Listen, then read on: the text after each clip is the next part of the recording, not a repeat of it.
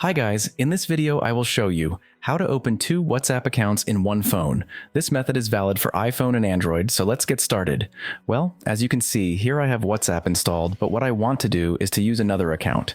For this, there is a solution and it is simple. First, you will go to the App Store on iPhone or on Android to the Play Store. Here, look for WhatsApp Business and download it.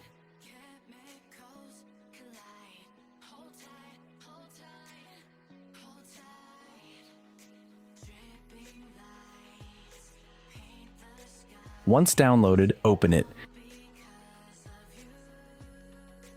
Here, enter the number of the new account. And here, you should receive a code to the number you entered. Once logged in, you will have the option to reset your history if you have used that account before. Simply click on Restore.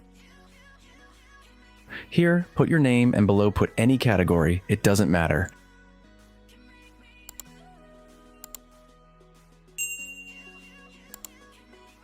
Now wait for the messages to be restored and that's it. Leave me a like, I appreciate it very much.